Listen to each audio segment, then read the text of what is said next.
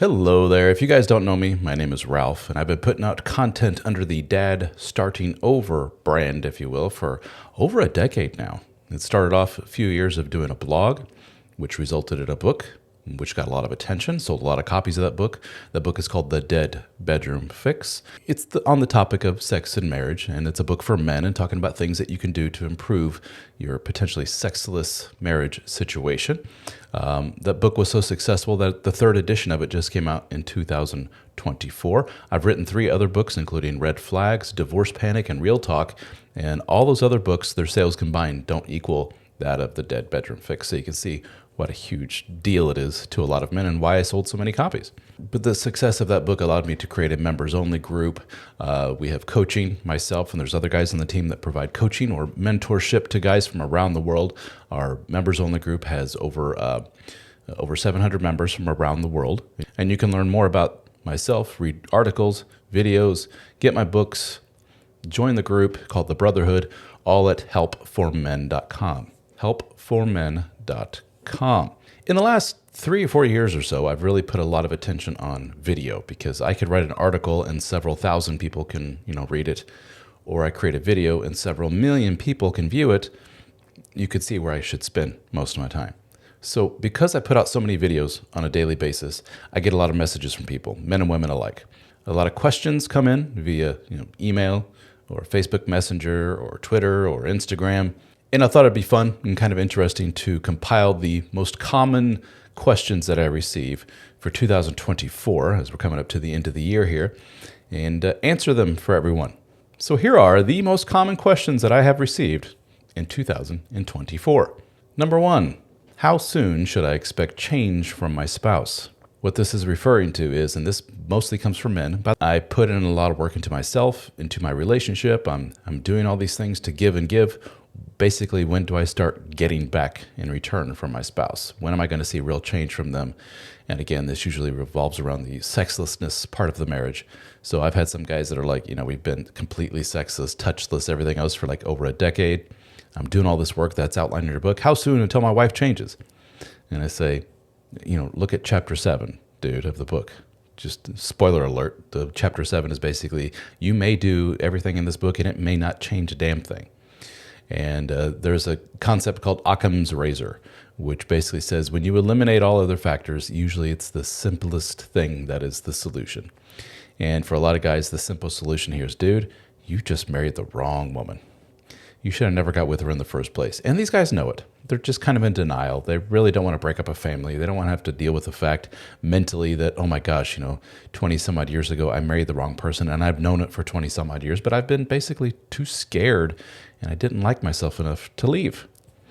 And they're, throwing a Hail Mary by buying books and courses and watching YouTube videos and podcasts and all this stuff, things that I put out, by the way. And I thank them. I say, thank you for, basically putting money in my pocket. I appreciate it, but I'm not going to take more of your money and sign you up for some multi-$1,000 boot camp and all this other garbage just so the end result is the same, which is it takes 2 to tango, dude. And if your wife doesn't want to make real change and, come over the bridge, so to speak, to meet you, then it's just not going to happen. She has to have that drive within her to say, yeah, I got some issues here I need to work on, and I want to work on this relationship. I love my man to death. But when you don't see that for 10, 20 years, it ain't going to change just like that, no matter what you do. Another common question that I receive from my viewers and followers out there, and this one comes from men. They are newly in the dating market post-divorce, and they're getting nothing out of it. They create online accounts. They go out in the real world and try to meet women. And sometimes these men say, it's been a year, it's been 2 years, it's been more, and I've really tried, and I can't get a date. And a lot of women hear that and kind of roll their eyes like, oh, yeah, right. No, this is a very big chunk of the population out there. A lot of men have been stuck in long-term monogamous marriages and basically kind of lost their step as far as the mating game is concerned, the courting process. They really don't have much in the way of charm, conversation skills. They let themselves go physically. And in their defense, though, what a lot of them do is by virtue of my material and others, there's a lot of YouTube videos and so forth on physical fitness. So it doesn't take much to learn, eat this, don't eat that, take this supplement, take this drug, or whatever it may be, and you can look like a Greek god. And some men genuinely get there. You look at them and go, oh, holy crap. But even those guys, they don't get anything. Some of them, that was the missing ingredient, the physical, and that allows them to be more confident. They get more attention by virtue of the fact they look a lot better. And, combine the confidence with the attention, and some of their social anxiety goes down, and voila, they're off to the races. While others, they take care of the physical, they look a lot better, but there's still that insecure little dude inside. There's still that socially anxious guy who just can't talk his way out of a wet paper bag. He just doesn't have those skills. He's plopped in front of somebody at a bar, at an event, and he doesn't know how to get a conversation started. He doesn't know how to ask questions, and it's not good for these guys.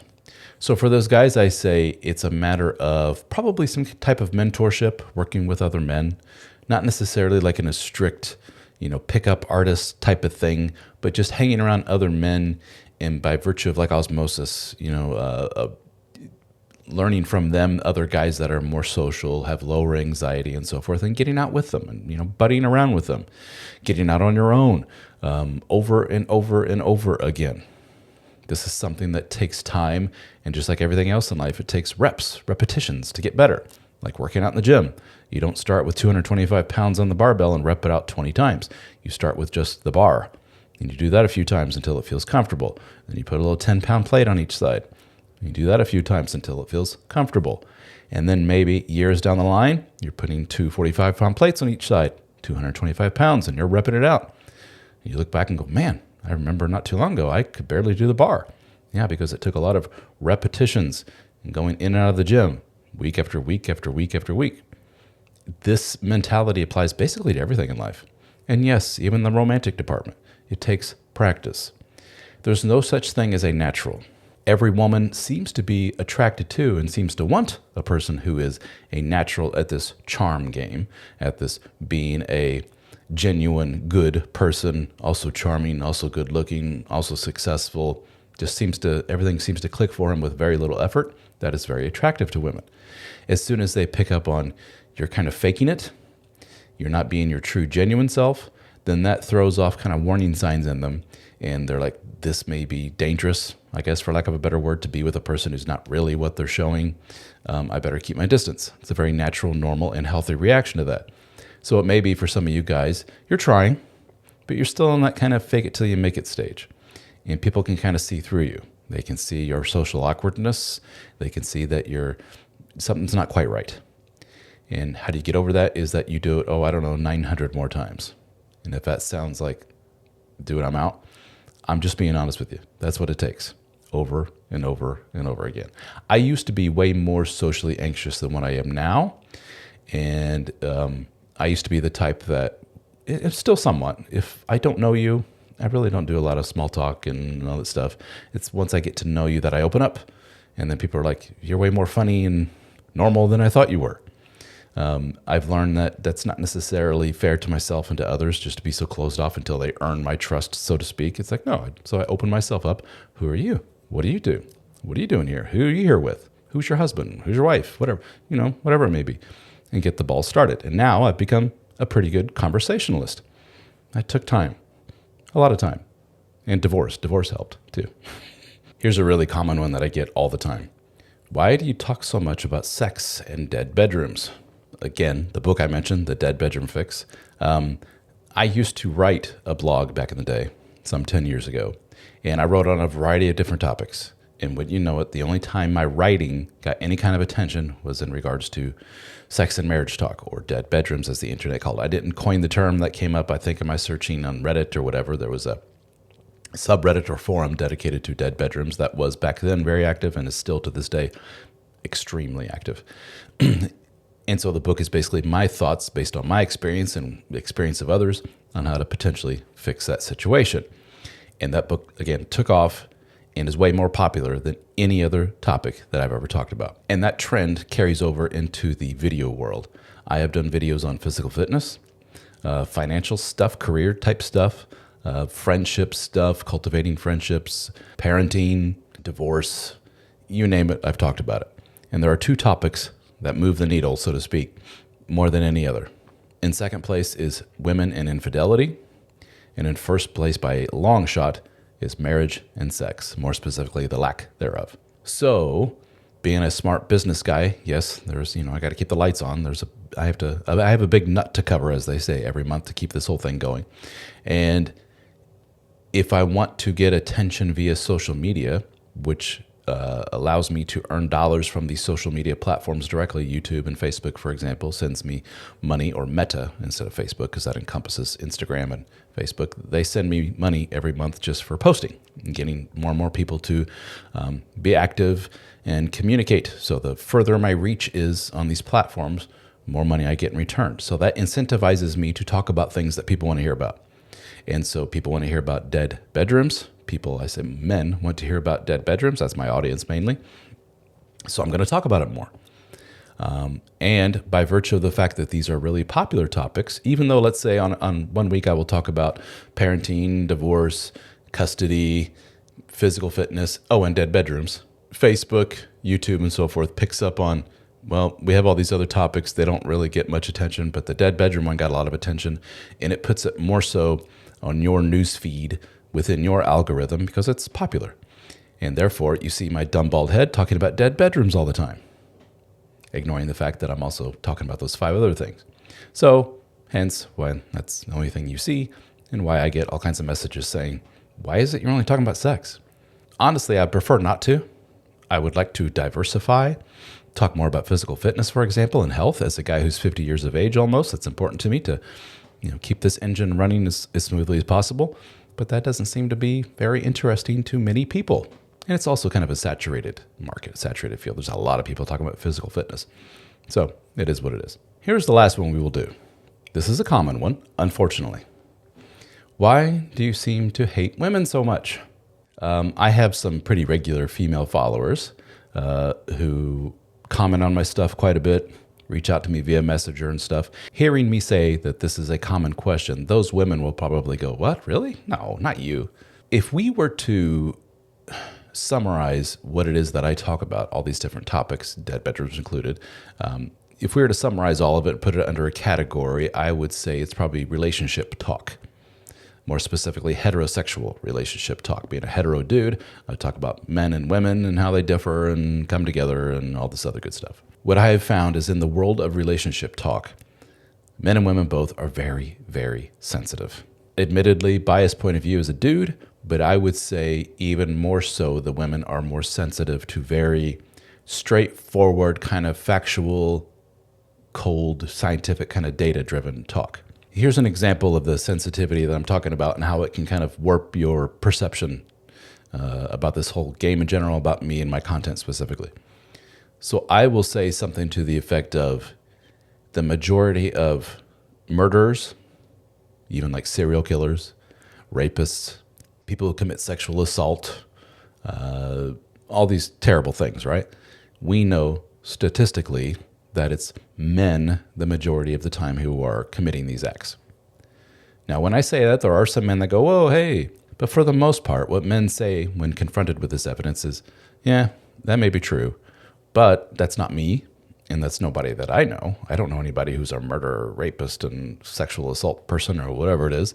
We may, as men, be overrepresented in those circles, but that's still the minority, very small minority of men, and it's nobody that I've ever come in touch with, and it's certainly not me. Now, if I go to the ladies and I say, and ladies, you've heard all this stuff about the men being rapists and serial killers and murderers and all that other stuff. For you ladies, here's a little nugget of info.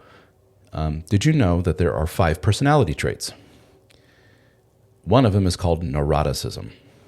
For oversimplification, it's kind of a propensity for negative thought. Somebody who is more apt to be anxious, depressed, ruminating on things, finding life kind of difficult to deal with, a real glass half empty type of person, ranks higher in trait neuroticism, to keep with the psychological vernacular. Now, if we were to give personality tests to people, it's like a parabola here. The average, most people fall like in the average so-so category. Some are, the tail end over here is not really neurotic at all. And then the other tail over here is really extremely neurotic. Those that are really extremely neurotic, if you will look at who ranks the highest, it's like almost all women. So with that being said, if I were to be a betting man and have a couple in front of me, man and woman couple, or an auditorium full of couples, If I were to put up all my money that I have and say I have to bet on men or women, which ranks higher in neuroticism, who is the most neurotic, I better put my money down on women if I want to win. That's just what the data shows us. So here I am saying, men, mass murderers, serial killers, rapists, men go, yeah, sucks, but that's not me. Women, high in neuroticism, negative thought.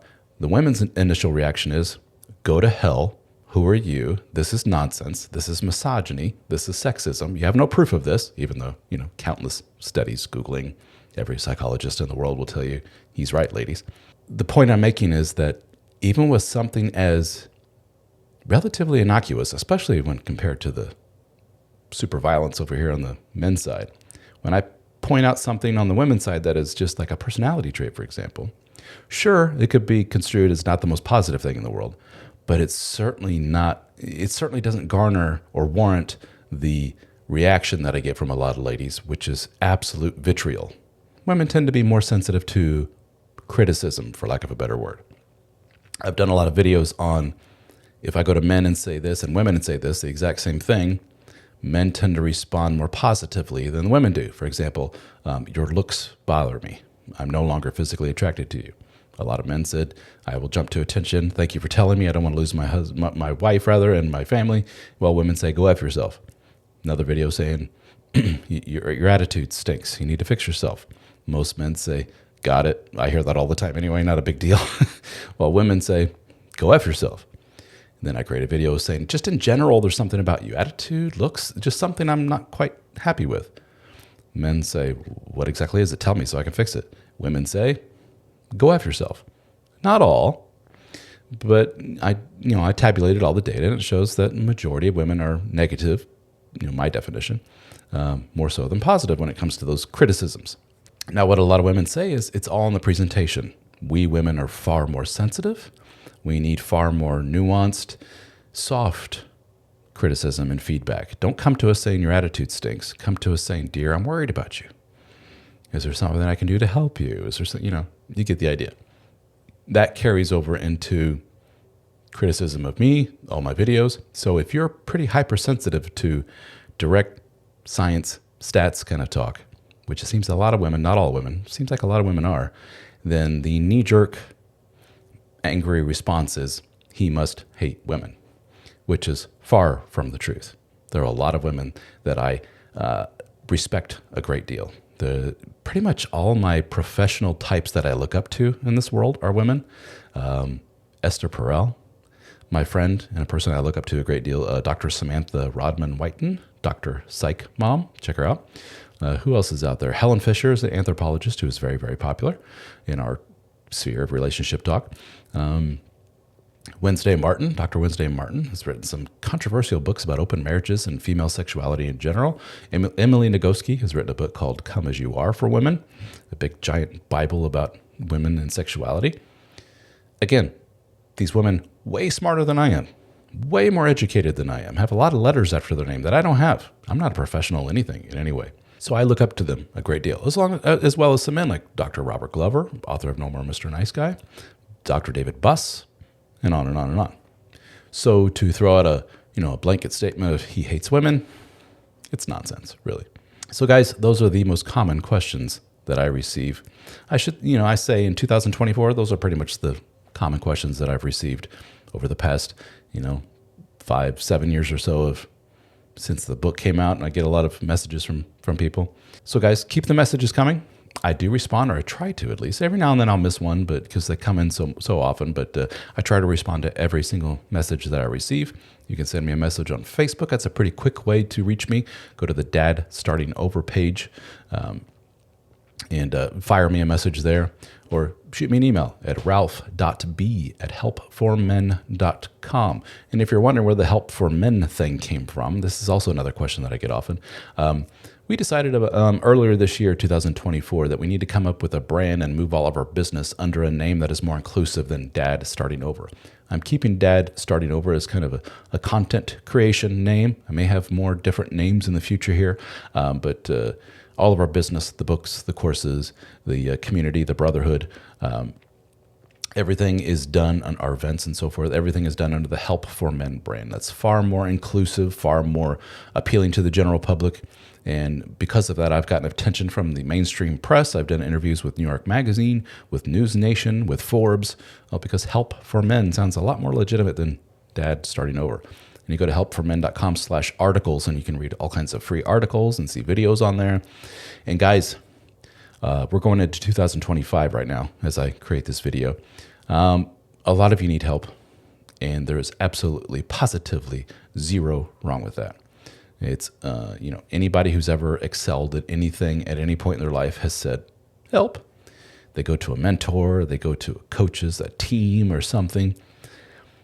It helps them get over the hump and expedites their achievement way more so than if they were doing it on their own. They can make 1,000 mistakes when they do it on their own and say, oh man, I wish somebody had told me this.